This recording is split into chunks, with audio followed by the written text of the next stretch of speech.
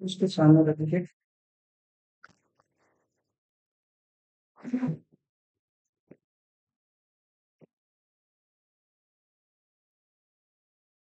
अच्छा बड़े देखिए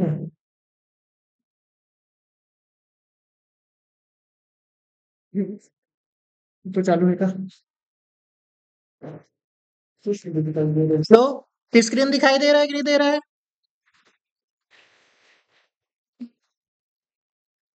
हेलो हेलो। भाई बहुत सारा आपका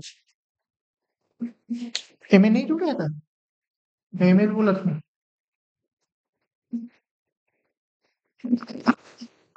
हेलो स्क्रीन दिखाई दे रहा है?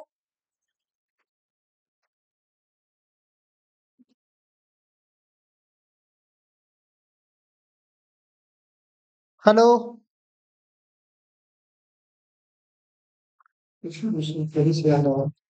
हेलो आवाज आ रहा है?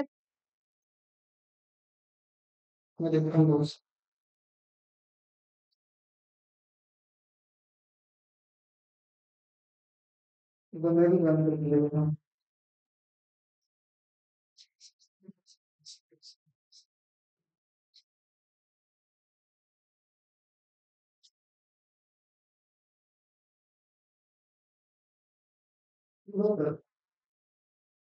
हेलो हेलो आवाज आ रहा है क्या? आप लोग बताएंगे एक बार।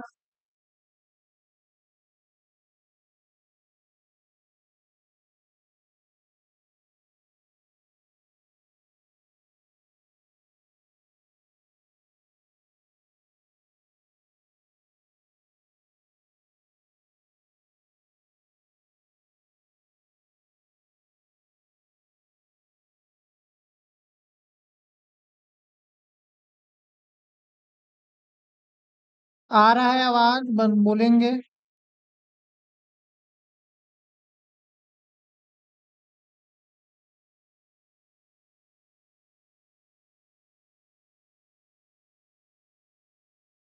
हम्म चलिए। कहाँ चला गया?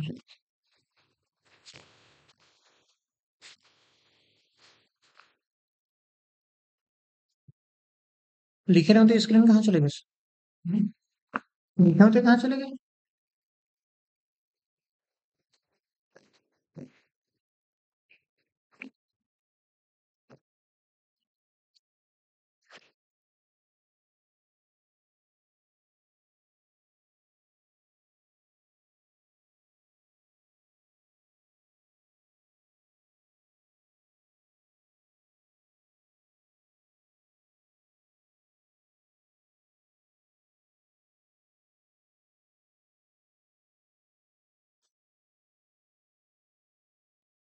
पिछले क्लास में हमने अक्षीय स्थिति वाला देखा था, है ना? उसके बाद क्लास नहीं लगा था।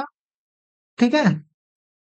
वैद्युत द्विध्रुव के कारण अक्षीय स्थिति में विद्युत क्षेत्र की तीव्रता वाला देखे थे। और मैंने बताया था कि वैद्युत द्विध्रुव के कारण दो स्थितियां निकलता है, एक अक्षीय स्थिति और एक निरक्षीय स्थिति। तो अक्षीय स्थिति वाला मैंने पहले ही भी बता दिया था, है ना? उसके बाद नहीं लगा था क्लास। तो आज हम निरक्षीय वाला देखेंगे। ठीक है। देखो वैद्युत द्विध्रुव क्या होता है? मैंने बताया था दो विपरीत आवेश, है ना? समान परिमाण के दो विपरीत आवेश से मिलकर बनता है क्या? वैद्युत द्विध्रुव। जैसे यहां से मान लेते हैं एक प्लस क्यू है और एक माइनस क्यू है, और इसके बीच की दूरी को हम क्या लेते हैं? 2a लेते हैं। तो ये जो एक निकाय बनता है इसको क्या कहा जाता है? वैद्युत द्विध्रुव कहा जाता है ना? अगर हम अक्षीय स्थिति में देखते हैं तो ये इसका अक्ष होता है, ये इसका अक्ष है। तो इसके अक्ष पे किसी एक बिंदु लेते हैं P, उस पर ज्ञात करते हैं तो वो क्या कहलाता है? अक्षीय स्थिति। अब हम अक्ष से हटकर कहीं दूसरे जगह पे एक बिंदु लेंगे तो वो क्या कहलाएगा? आपका निरक्षीय स्थिति कहलाएगा। ठीक है। तो हम अक्ष से हटकर एक बिंदु लेते हैं, पहले मैं डायग्राम ही बना देता हूं। जैसे क्या मानेंगे कि ए भी एक वैद्युत द्विध्रुव मानते हैं। ठीक है। इसको हम मान लेते हैं ए और इसको मान लेते हैं बी। इसके बीच की दूरी को क्या लिया जाता है? 2a लिया जाता है। और यहाँ पर मान लेते हैं कि कौन सा आवेश है? माइनस क्यू आवेश है। और यहाँ पर मान लेते हैं हम कौन सा आवेश है? प्लस क्यू आवेश है। ठीक है। यहां पर हम ले लेते हैं एक बिंदु P, क्योंकि ये इसके अक्ष में नहीं है, मतलब कौन सा अक्ष कहलाएगा, ये निरक्षीय कहलाएगा। ठीक है, तो यहां से हमने एक बिंदु ले लिया है P, और कहाँ से लिए हैं, अक्ष, जो विद्युत द्विध्रुव है इसके मध्य बिंदु O से।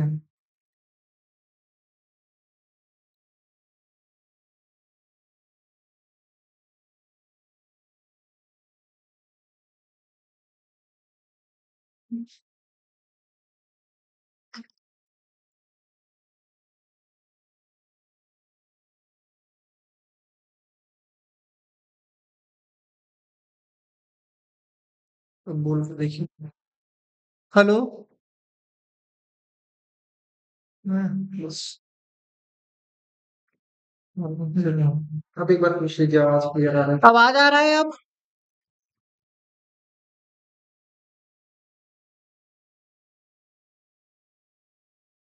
आप लोग बोल के बताइए, आ रहा है कि नहीं आ रहा है आवाज?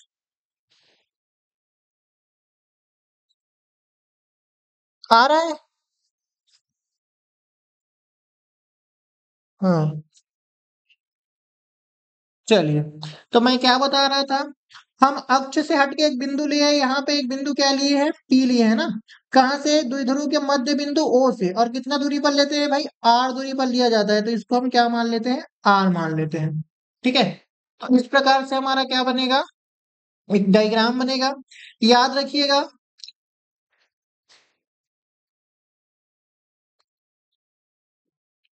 याद रखिएगा क्या होगा, जैसे प्लस, ये जो प्लस आवेश रहता है उसके कारण जो विद्युत क्षेत्र की दिशा रहती है वो किधर रहती है, बिंदु की ओर रहती है। और माइनस आवेश के कारण जो दिशा रहती है वो किस ओर रहती है, उसके विपरीत दिशा में रहती है, बिंदु के विपरीत दिशा में रहती है, ये मैंने आपको बताया था। तो अगर हम प्लस आवेश के कारण इसकी दिशा देखेंगे तो क्या क्या निकलेगा, दिशा कुछ आगे की ओर इस प्रकार से निकलेगा, इसको हम मान लेते हैं E1। ठीक है, और इसकी अगर दिशा देखेंगे तो ये किधर निकलेगा, इसी इसी की ओर निकलेगा, इसको हम मान लेते हैं E2। ठीक है, क्योंकि मैंने बताया था प्लस आवेश के कारण जो दिशा रहती है वो बिंदु की ओर होती है, और माइनस आवेश के कारण जो दिशा रहती है वो बिंदु के विपरीत दिशा में रहती है। ठीक है, अब अगर आप लोगों को याद होगा 11वीं का, तो जब भी हम क्या पढ़ते थे, कोई भी अगर एक बल लग रहा है और वो क्या बना रहा है, एक कोण बना रहा है, ठीक है, यहाँ पर कोण बनेगा, यहाँ पर हम थीटा कोण मान लेते हैं, यहाँ पर भी क्या मान लेते हैं, थीटा कोण मान लेते हैं। तो जब भी कोई बल लगता है और एंगल बनता है तो वो हमेशा कितने भागों में टूट जाता है, दो भागों में टूट जाता है। एक तो क्या, ऊर्ध्वाधर, और एक क्या, क्षैतिज दिशा, दो दिशा में टूट जाता है। तो यहाँ पर भी लगने वाला बल कौन कौन सी दिशा में टूट जाएगा, दो दिशाओं में टूट जाएगा। ठीक है, एक तो क्या हो जाएगा, देखो, अगर प्लस क्यू आवेश के कारण देखेंगे तो प्लस क्यू आवेश के कारण जो दिशा होगी वो क्या होगी, ये होगा। ठीक है, तो यहाँ से एंगल बन रहा है, यहाँ पे थीटा एंगल बन रहा है, मतलब इसकी दो दिशा होगी। एक क्या हो जाएगा, एक तो हो जाएगा आपका क्षैतिज दिशा, ठीक है, और एक हो जाएगा आपका ऊर्ध्वाधर, ऊपर की ओर। ठीक है, इसी प्रकार माइनस के आवेश के कारण भी दो दिशा निकलेगी, एक तो क्या हो जाएगा, ऊर्ध्वाधर नीचे की ओर, और एक क्या हो जाएगा, इसी की ओर। और ठीक है, मतलब कि हम दो भागों में बांट सकते हैं, एक तो क्या हो जाएगा, ये हो जाएगा E1 साइन थीटा, नीचे वाला क्या हो जाएगा, E2 साइन थीटा,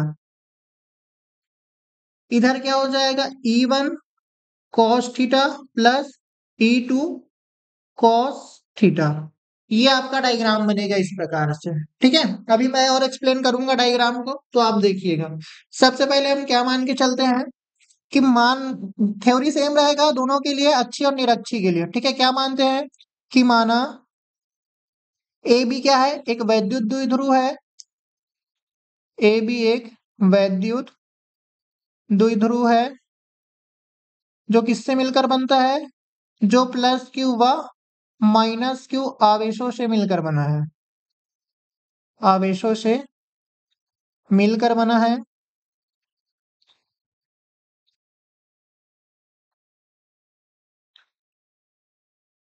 द्विध्रुव के मध्य बिंदु है ना, द्विध्रुव, द्विध्रुव के मध्य बिंदु, मध्य बिंदु क्या है, ओ है ना। ठीक है, तो ओ से क्या लेते हैं हम, आर दूरी पर, स्मॉल आर दूरी पर, निरक्षीय स्थिति में, ठीक है। निरक्षीय स्थिति में एक बिंदु क्या लिए है, एक बिंदु P लिए है, एक बिंदु P है जिस पर क्या करना है हमको, जिस पर वैद्युत क्षेत्र की तीव्रता ज्ञात करनी है, जिस पर वैद्युत क्षेत्र की तीव्रता ज्ञात करनी है, तीव्रता ज्ञात करनी है। ठीक है। तो ये इस प्रकार से एक डायग्राम बनेगा, है ना। अभी मैंने डायग्राम आपको बताया है, ए बी एक क्या लिया है, वैद्युत द्विध्रुव लिया है, इसके बीच की दूरी को क्या मानते हैं हम, 2a मानते हैं। ठीक है। ए पर माइनस क्यू आवेश है और बी पर क्या है, प्लस क्यू आवेश है। तो एक बार क्या होगा, प्लस क्यू आवेश के कारण विद्युत क्षेत्र की दिशा निकलेगा, और एक बार किसके कारण निकलेगा, माइनस क्यू आवेश के कारण विद्युत क्षेत्र की दिशा निकलेगा। ठीक है। तो हम देखते हैं आगे क्या हो जाएगा। सबसे पहले हम देख लेते हैं किसके कारण, प्लस क्यू आवेश के कारण। प्लस क्यू आवेश के कारण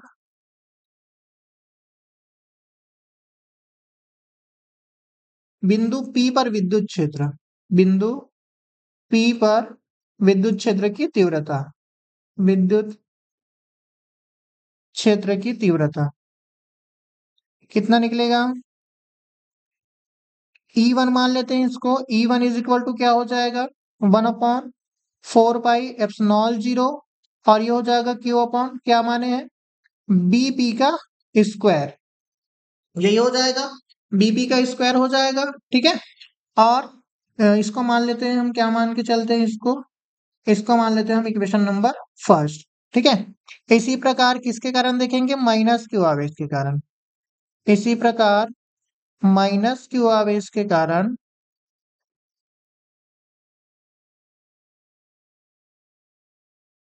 बिंदु P पर विद्युत क्षेत्र की तीव्रता, विद्युत क्षेत्र की तीव्रता कितना निकलेगा, E2 इज इक्वल टू हो जाएगा 1/4 pi epsilon 0 Q upon AP का स्क्वायर। इसको मान लेते हैं समीकरण 2। ठीक है।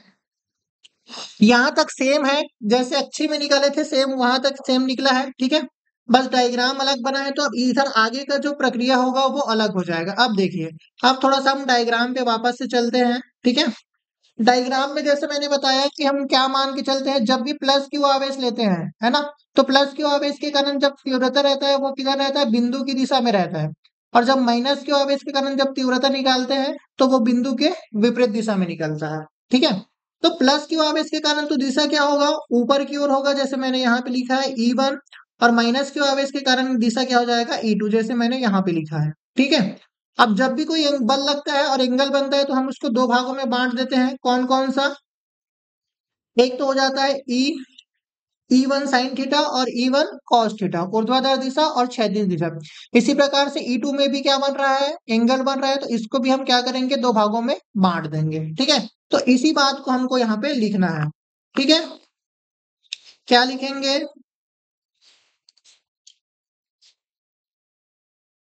E1 विद्युत क्षेत्र E1 लिख लेते हैं ना, हम क्या लिखेंगे, एक मिनट,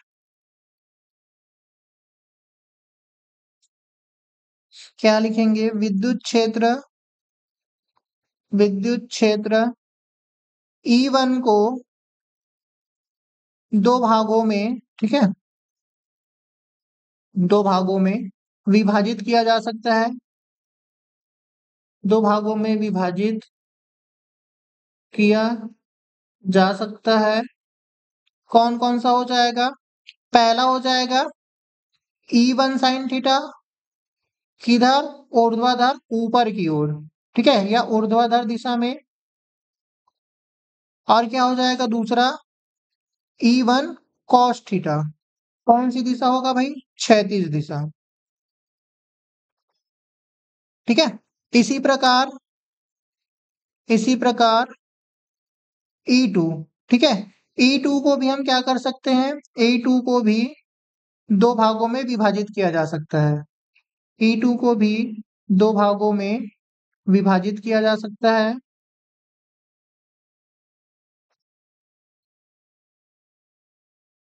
विभाजित किया जा सकता है। कौन कौन सा हो जाएगा? पहला हो जाएगा E2 साइन थीटा। कौन सी दिशा? ऊर्ध्वाधर दिशा। लेकिन याद रखिएगा ये ऊर्ध्वाधर कौन सी तरफ है? ये नीचे की तरफ है ना, ऊर्ध्वाधर दिशा। और दूसरा क्या हो जाएगा? E2 cos theta. कौन सी दिशा में? क्षैतिज दिशा में। ठीक है, देखो यही बातें एक बार फिर से डायग्राम में चलते हैं। इसमें डायग्राम ज्यादा इंपॉर्टेंट है, क्योंकि मैंने देखो E1 साइन थीटा यहाँ पे लिया है।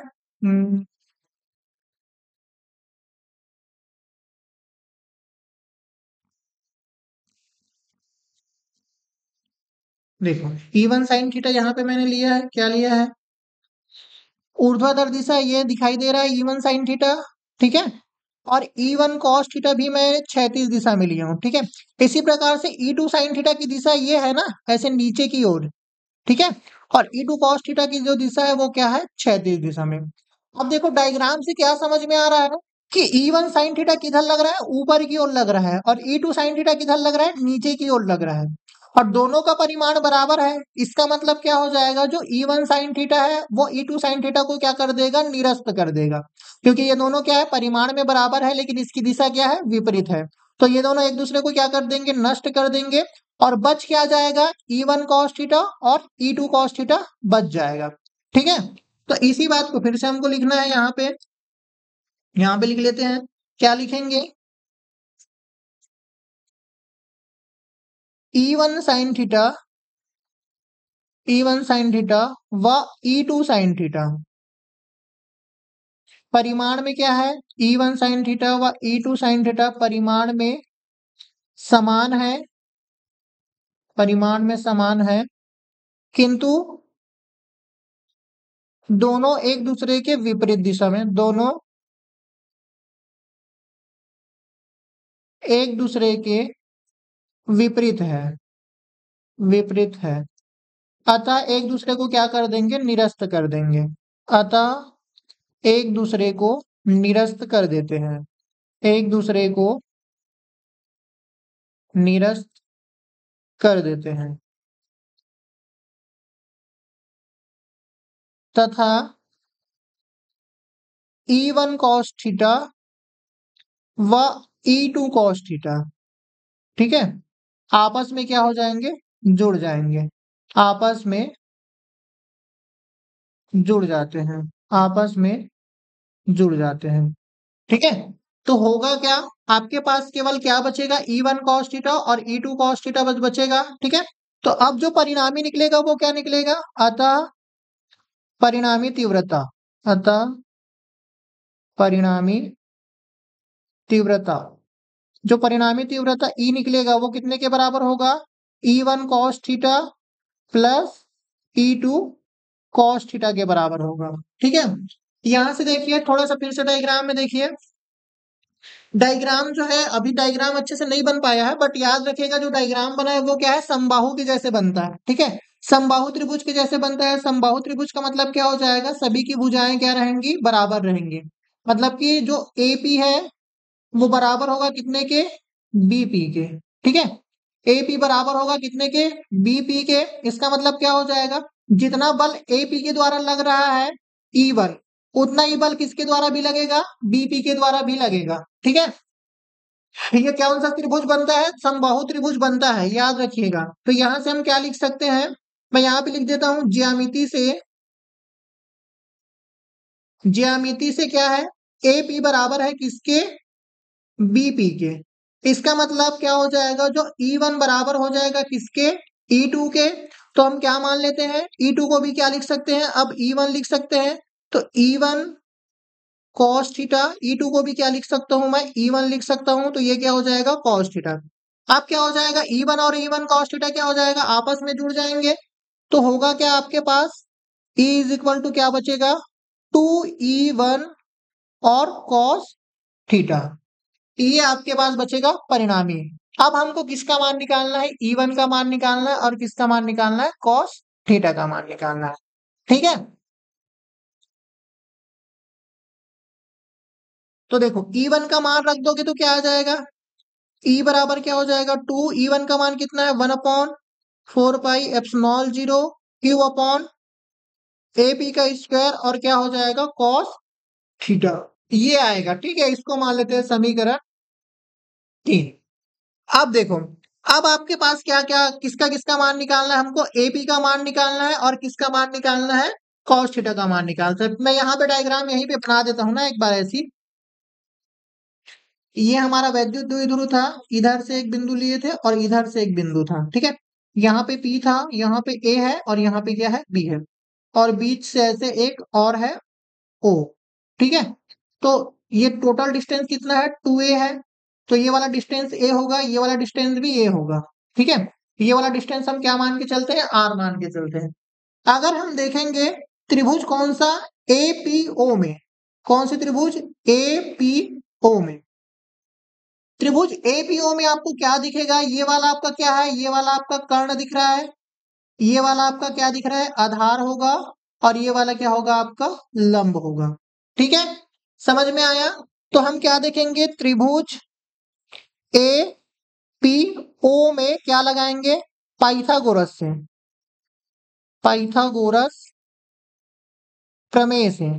अगर हम पाइथागोरस प्रमेय लगाएंगे तो पाइथागोरस प्रमेय क्या होता है, कर्ण का वर्ग बराबर होता है किसके, लंब के वर्ग के प्लस आधार के वर्ग के।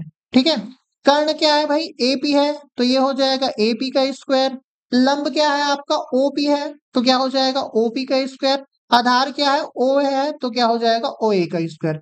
तो एपी का स्क्वायर बराबर क्या हो जाएगा आर का स्क्वायर प्लस ए का स्क्वायर। समझ में आया ये किसके कैसे आया है, मैंने यहाँ पे डायग्राम बना दिया है ना अलग से। ठीक है, अब देखो, अब हमको किसका मान निकालना है, ए बी स्क्वायर का मान पता चल गया, यहाँ पे कॉस थीटा का मान निकालना है। तो फिर से कॉस थीटा के मान के लिए हम फिर से यही डायग्राम देखते हैं। कॉस थीटा बराबर क्या लिखते हैं हम, चूंकि कॉस थीटा बराबर क्या लिखा जाता है, आधार बट्टे कर्ण लिखा जाता है ना, क्या लिखा जाता है आधार बट्टे कर्ण लिखा जाता है। तो फिर से देखिए आधार कौन सा है, तो मैं यहाँ पे लिखिए 1 मिनट ना, हम थोड़ा सा यहाँ से इसको हटा देते हैं। अ, फिर से त्रिभुज एक ले लेते हैं, लिख लेते हैं। त्रिभुज कौन सा लेंगे, सेम त्रिभुज लेंगे, त्रिभुज ए पी ओ में।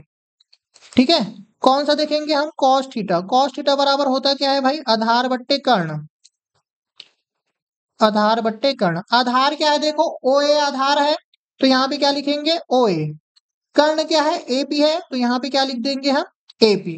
ठीक है, यहां से अगर हम एपी का मान निकालते हैं तो कितने के बराबर निकलता है एपी का मान, एपी बराबर हो जाएगा किसके root over r square plus a square के। ठीक है, तो ओ ए का मान तो पता है हमको, तो कॉस थीटा ओ ए का मान कितना होता है ए होता है, और एपी का मान कितना निकला है root over r square plus a square. यहां तक समझ में आ रहा है कि नहीं आ रहा है,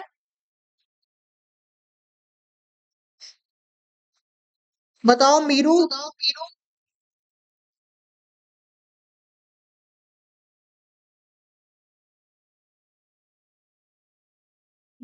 समझ में आया कि नहीं आया,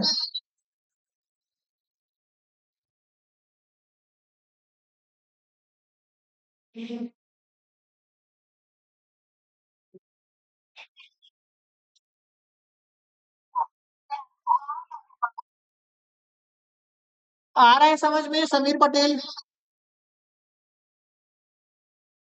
हाँ हाँ,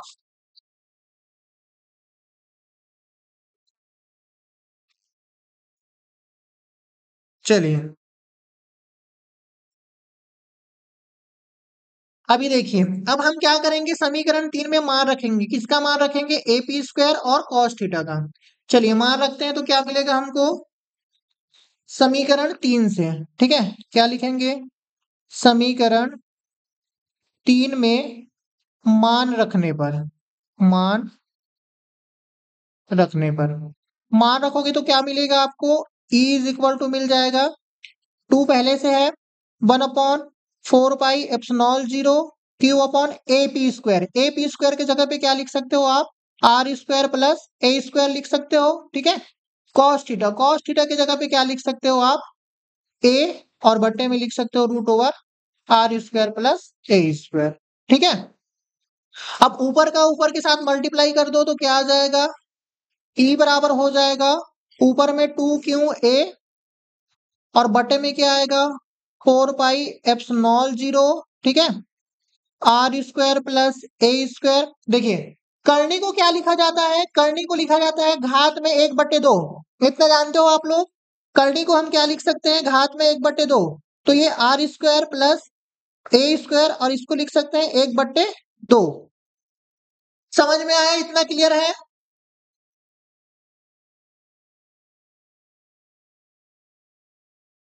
अब देखो यहां से क्या हो जाएगा, ई बराबर हो जाएगा ऊपर में क्या आ रहा है 2 क्यू ए और बट्टे में आपके पास 4 पाई एप्सिलॉन 0।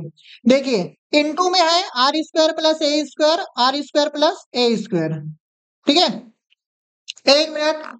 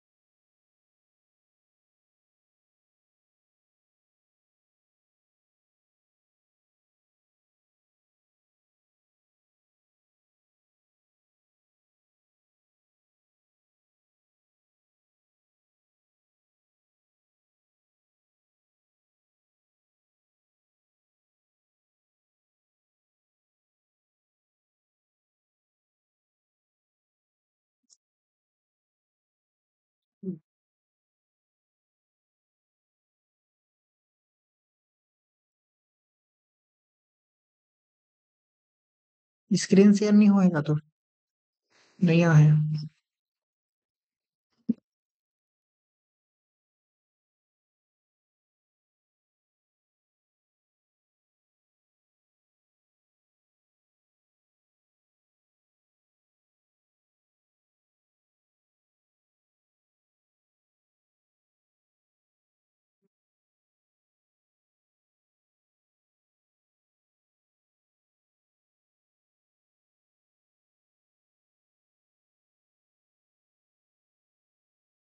स्क्रीन आप मीरू अभी दिखाई दे रहा है,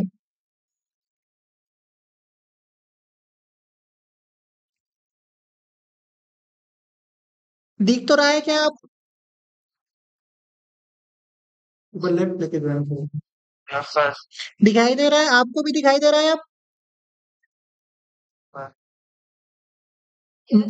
दिख रहा है ना, हाँ चलिए। चलिए मैं क्या बता रहा था यहाँ से, देखो ये जो दोनों वैल्यू दिख रहा है ना, ये वाला वैल्यू और ये वाला वैल्यू आपस में क्या है, गुणा में है। इसके पावर में कुछ नहीं, मतलब कितना मानते हैं हम, 1 मानते हैं। और इसके पावर में क्या है, 1/2 है, तो गुणा होता है तो पावर जुड़ जाता है। तो किसको जोड़ेंगे हम, 1 प्लस 1/2 कितना हो जाएगा, ये हो जाएगा आपका 2+1 और बट्टे में 2, मतलब कि 3/2 हो जाएगा। समझ में आया। देखो अगर मैं क्या करूंगा, यहां से अगर इसको लिखता हूं ना, तो मैं क्या लिख सकता हूँ इसको, आर का स्क्वायर प्लस ए का स्क्वायर और इसके पूरे के पावर में 3/2 लिखूंगा। कहाँ से आया है, यहां से, इसके पावर में 1 था, और इसके बाहर में 1/2 था, जब दोनों को जोड़े तो कितना आया, 3/2 आया है। ठीक है, तो ये आपको इतना क्लियर होना चाहिए। अब देखिए, अब क्या हो जाएगा, परंतु P बराबर हम क्या लिखते हैं, 2qa। इसको क्या कहा जाता है, वैद्युत द्विध्रुव आघूर्ण, वैद्युत द्विध्रुव आघूर्ण। ठीक है, तो 2qa को हम क्या लिख सकते हैं, P लिख सकते हैं। तो E बराबर क्या हो जाएगा, P, और बट्टे में हो जाएगा 4πε0, और ये हो जाएगा r² प्लस a² और 3/2। ठीक है, अब देखो, यदि हम क्या मान के चलते हैं, r बहुत ज्यादा बड़ा है किससे, a से, हो तो क्या लेते हैं हम, a को हम क्या मान सकते हैं, 0 मानते हैं। तो जब a को यहाँ पे 0 पुट कर देंगे तो ये क्या हो जाएगा, 1/4πε0, ये हो जाएगा p, और यहाँ से r का स्क्वायर बचेगा, a तो 0 हो गया, और ये हो जाएगा 3/2। ठीक है, समझ में आया। ये स्टेप हमने अच्छी में भी किया था ना, तो समझ में आना चाहिए। इसके बाद क्या हो जाएगा, देखो ये वाला 2 और ये वाला 2 क्या हो जाएगा, घात का आपस में मल्टीप्लाई होता है, दोनों घात आपस में गुणा होंगे, तो क्या हो जाएगा, 2 और 2 कैंसिल हो जाएगा। तो बचेगा क्या इस आपके पास, 1/4πε0 p, और r के घात में बचेगा 3। तो ये निकलेगा आपका मेन व्यंजक। ठीक है, समझ में आया कि कहीं पे डाउट है तो मेरे को बताओ आप लोग एक बार।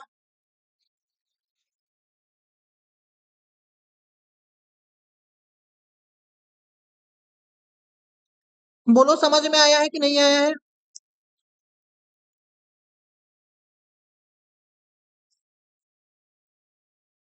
मीरा आपको,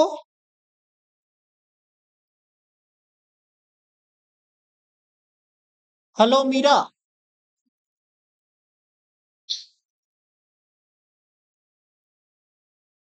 आया समझ में।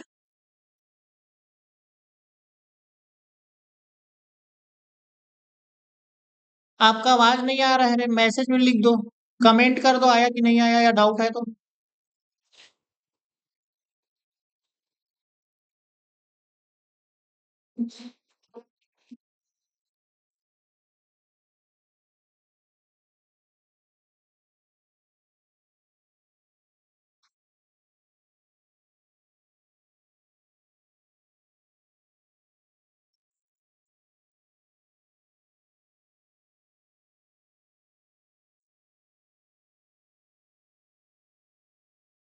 आ गया है समझ में।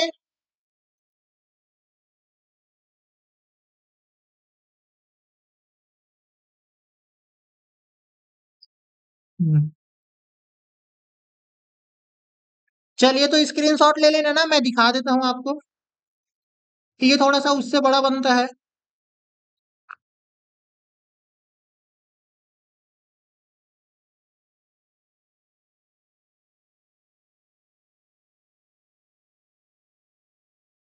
चलिए स्क्रीनशॉट लेते जाइए और मेरे को बताते जाइए।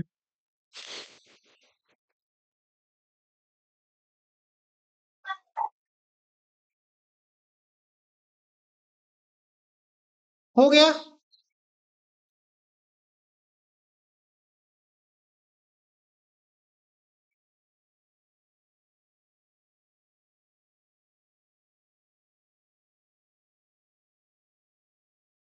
चलिए इसका ले लीजिए।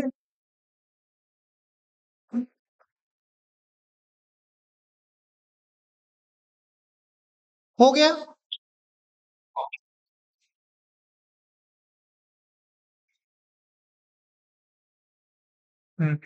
इधर के ले लीजिए।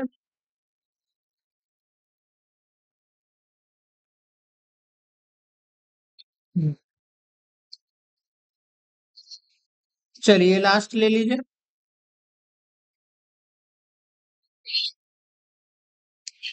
अक्षी और निरक्षी का तुलना होता है, आप लोग बुक में देख लेना ना, उसका तुलना दिया होगा।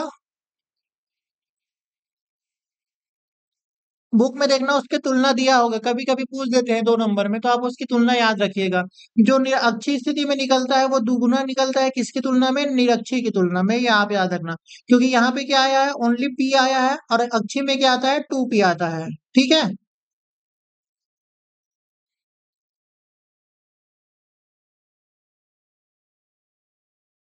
हम्म,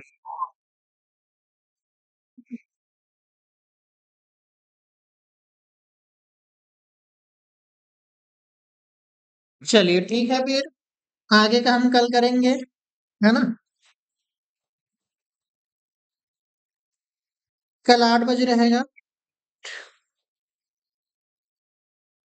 हम्म, चलिए ठीक है।